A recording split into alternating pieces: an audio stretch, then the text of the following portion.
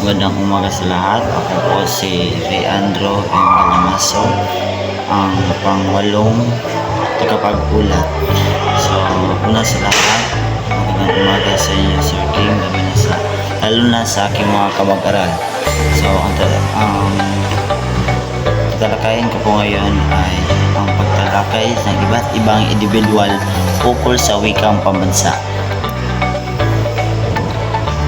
Ang social ay ang pangunahing ginagamit natin sa paghatid ng mensahe. Isa ito sa mga pangunahing proseso ng komunikasyon at hindi kailanman naihiwalay sa kultura ng lipunan. Ginagalawan natin. Wika ni April Perez. Ang social media ay isa raw sa ating pangunahing ginagamit ngayon, lalo na sa paghatid ng mensahe o sa pakikipag-usap sa ating mga pamilya sa malayong lugar. Isa rin ito sa mga pangunahing proseso upang mas mapadali at mas madali na lang ang ating pakikipag-komunikasyon sa ibang tao.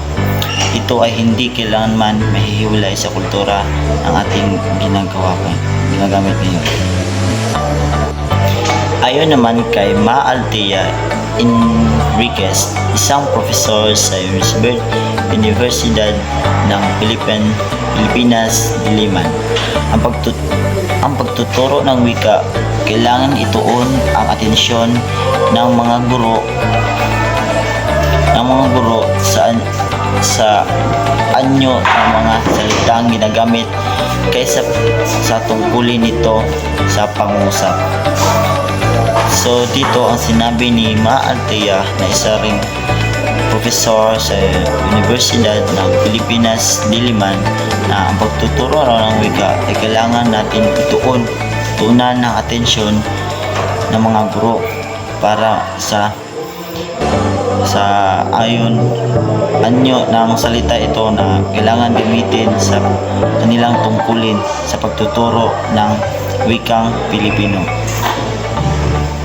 Nabanggit naman ni Imelda D. Castro, professor din ng Universidad ng Santo Tomas, ang kalahagahan ng tamang instruktura at gramatika ng Pilipino upang makamit ang standardisasyon ng wika tungo sa mas progresibo at modernisadong Pilipino.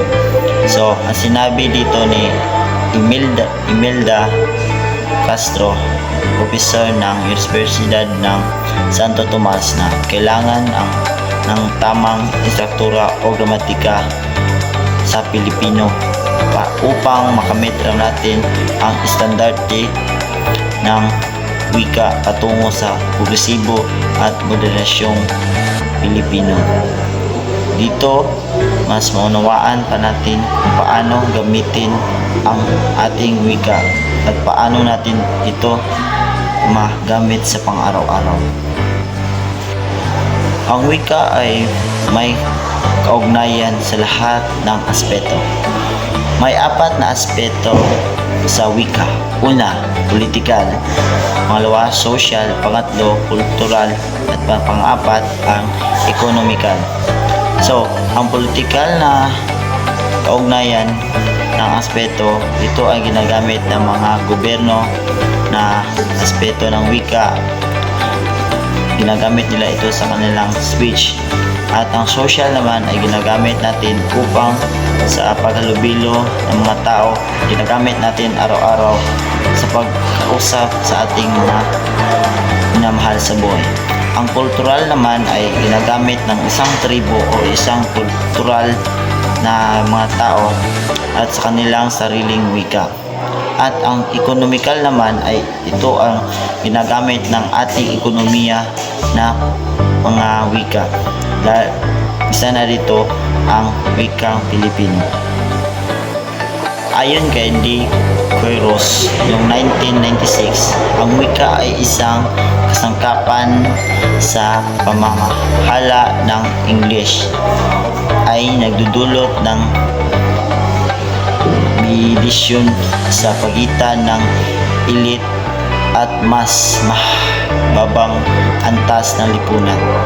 So noong 1996, ayon kay De Queiroz, ang wika raw ay isang kasangkapan sa pamahala noon ng mga Ingles, ang mga Amerikano, noong pagsakop ng mga Amerikano sa atin.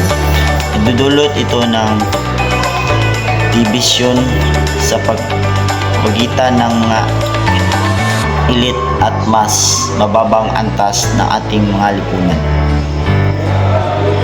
Ayon naman kay Jeronimo noong 2012, ang kawalan ng nasyonalismo sa mga opisyal ng gobyerno ay nagpapahina ng pagkakaisa ng mga Pilipino. So noong 2012 daw, ayon kay Jeronimo, ang kawalan ng nasyonalismo ay isa at mga gobyerno ay isa na pagpahina ng mga Pilipino at nagpapahina sa pagkakaisa ng mga Pilipino. Kaya na hindi umuunlad ang Pilipinas dahil sa kawalan ng nasyonalismo sa mga opisyal ng gobyerno. Ayon kay Araw ng 2007, ang pagtuturo ng Ingles sa mga mag-aaral ay nagbunga ng pagkalimot sa pambansang kasaysayan at mga ambag ng mga lokal na pantas, habang pinapalaganap ng mga kanluraning ideya. So, ayon raw kay Araw noong 2007, ang pagtuturo ng English ay isa sa mga sanhi ng pagkalimot ng ating pambansang kasaysayan, ating mga historical na mga naranasan ng mga Pilipino, lalo na sa ating unang lingwahe at ng ating unang wika. Dahil sa mahabang pinalaganap ang mga kanluraning idea, kaya dahan-dahan na nalilimutan ng mga mag-aaral ang kasaysayan at ang ambag ng mga lokal na pantas. Ayon kay Constantino noong 1996, nawalan ng focus ang intellectual na tradisyon ng mga Pilipino dahil sa kolonyal na edukasyon. So, noong 1996 daw, nawalan ng focus ang mga intellectual na tradisyon ng mga Pilipino dahil sa ginagawa ng mga gobyerno noon, dahil sa kolonyal na edukasyon. Ginagawa nila sa ating paralan ang pagtuturo ng English, kaya dahan-dahan wala ang mga intellectual na tradisyon ng mga Pilipino dahil sa kolonyal na edukasyon, ayon kay Constantino. Ipinaliwanag ni Araw ang mga profesyon sa Ingles ay konektado sa tagumpay ng isang export economy. So, sa sinabi ko kanina, pinaliwanag ni Araw na ang profesyon sa English ay konektado sa ating tagumpay at sa ating export economy. Ipinakita ng mga autor na ang wika ay kasangkapan sa kapangyarihan ni De Queiroz, pagkakaisa ng sambayanan ni Araw, edukasyon at kaalaman Constantino, pamamahayag Araw, at ang kabuuan bilang tagapag-unlad at tagapagpalaya Jeronimo.